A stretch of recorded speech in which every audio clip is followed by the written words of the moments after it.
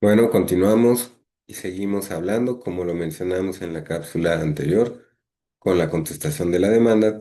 Y podemos decir que, ya como lo mencionamos también en la cápsula anterior, el demandado puede contestar la demanda en varios sentidos. Y por esto es que también podemos decir que en la contestación de la demanda se debe expresar el tribunal ante quien se va a contestar la demanda y deberá ser aquel que haya admitido la demanda y ordenado así el emplazamiento del demandado. También debe contener el nombre y el apellido del demandado, el domicilio, que señale para oír notificaciones y en su caso las personas autorizadas para oír notificaciones y recibir también documentos y valores. También el demandado deberá referirse a cada uno de los hechos aducidos por el actor, esto en su demanda, y confesándolos o negándolos, o bien expresando los que ignore por no ser propios. Y solo se pueden confesar o negar hechos propios, y esto quiere decir aquellos hechos en los que se haya intervenido. Cuando se trate de hechos que no sean propios del demandado, éste deberá aclarar y simplemente que los ignora o los desconoce por no ser propios. También, al contestar los hechos aducidos por el actor en la demanda o al escribir nuevos hechos, el demandado deberá precisar los documentos públicos o privados que tengan relación con cada hecho, así como si los tiene o no a su disposición. También el demandado deberá expresar cada una de las excepciones que tenga cualquiera que sea su naturaleza, las cuales solo podrán hacer valer precisamente al contestar la demanda. De manera más general, podemos afirmar que el demandado deberá precisar cuál es o cuáles son las actitudes que asume frente a la demanda. Dentro de las primeras son las primeras 8 que se anunciaron anteriormente en la cápsula anterior. También debe contener la firma del demandado o de su representante. También es conveniente mencionar los fundamentos de derecho y también es pertinente que el demandado exprese sus puntos petitorios. Además de cumplir con estos requisitos que mencionamos, el demandado debe acompañar a la contestación los documentos en los que funde sus excepciones, los demás documentos probatorios, los que acrediten la personería jurídica y también las copias simples o fotostáticas de la contestación de la demanda y de los documentos anexos para cada una de las partes. También podemos mencionar que existe esta posibilidad del allanamiento y como lo mencionamos anteriormente, el allanamiento es una conducta autocompositiva propia del demandado, en virtud de la cual éste se somete a las pretensiones del actor y el demandado se allana cuando acepta las pretensiones del actor. Por eso es que Briceño Sierra explica que el allanamiento es una figura doblemente interesante. Primero, porque implica un instar sin resistencia procesal ni sustantiva. Y después, porque siendo un acto procesal tiende a dar muerte al proceso. Ahora, también podemos continuar diciendo que puede existir una confesión. Como actitud del demandado frente a la demanda, la confesión es la admisión de que determinados hechos afirmados por el actor en su demanda son ciertos y la confesión, en rigor, solo puede referirse a los hechos. La determinación del derecho corresponde al juzgador. Las partes no pueden confesar el derecho, solo se confiesan los hechos. También existe un reconocimiento y podemos decir que el reconocimiento es como la admisión y la aceptación del derecho. El reconocimiento se distingue de la confesión en que ésta recae sobre los hechos y aquel sobre el derecho, y del allanamiento en que este último es una aceptación de las pretensiones del actor, mientras que el reconocimiento concierne a la aplicabilidad de los preceptos jurídicos invocados por el actor, admisión que no conduce necesariamente a la aceptación de las pretensiones, las cuales, no obstante el reconocimiento al derecho aplicable, todavía pueden ser discutidas.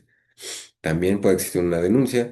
Como actitud del demandado frente a la demanda consiste en solicitar al juzgador que haga del conocimiento de un tercero el juicio y lo llame a participar en él, para que la sentencia que se llegue a dictar pueda adquirir en su caso autoridad de cosa juzgada frente a la persona llamada a juicio.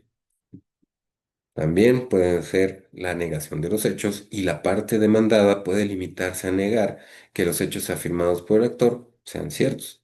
Y esta actitud de negación de la veracidad de los hechos que se aduce para oponerse a las pretensiones del actor tiene fundamentalmente dos consecuencias. En primer lugar, evitar que se produzca la confesión ficta sobre los hechos afirmados por el actor en su demanda. Y en segundo lugar, imponer al actor la carga de probar los hechos negados expresamente por el demandado. También podemos continuar hablando de oponer las excepciones y por esto es que las excepciones que se tengan, cualquiera que sea su naturaleza, se harán valer simultáneamente en la contestación de demanda y nunca después, a no ser que fueran supervenientes. Por esto es que la palabra excepción ha tenido y tiene numerosos significados en el derecho procesal y la excepción se originó en la etapa del proceso per formulas del derecho romano como un medio de defensa del demandado y consistía en una cláusula que el magistrado a petición del demandado insertaba en la fórmula para que el juez, si resultaban probadas las circunstancias de hecho alegadas por el demandado, absolviera a éste aun cuando se considerara fundada la intención del actor. Y la posición de la excepción en la fórmula era entre el intentio y la condenatio.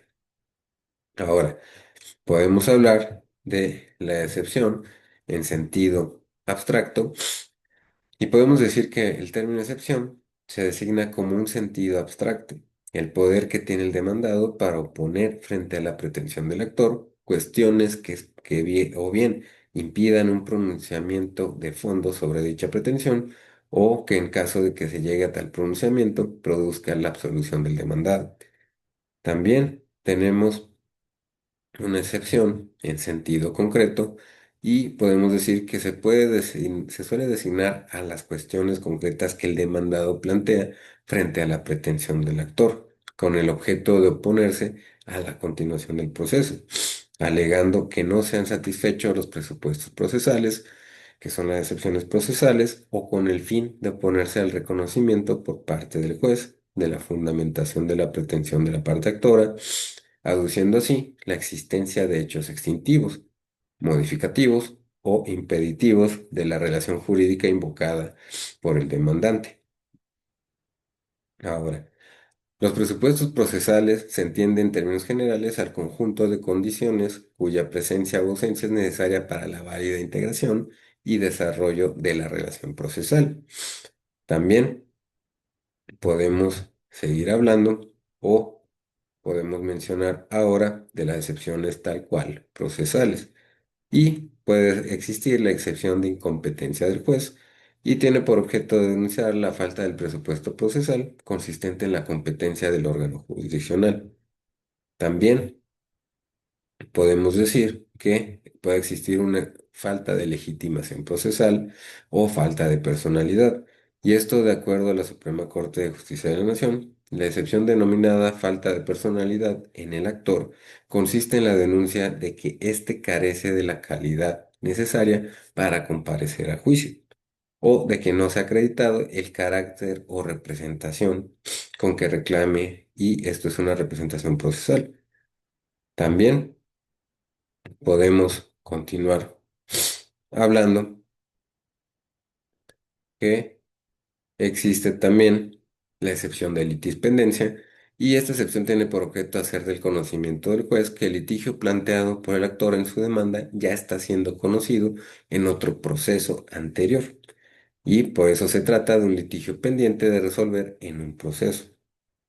También podemos seguir hablando de la excepción de cosa juzgada, que esta excepción tiene por objeto denunciar al juez que el litigio que el actor plantea en su demanda ya fue resuelto en un proceso anterior, mediante una sentencia definitiva que ya adquirió firmeza, por no poder ser impugnada ni discutida legalmente.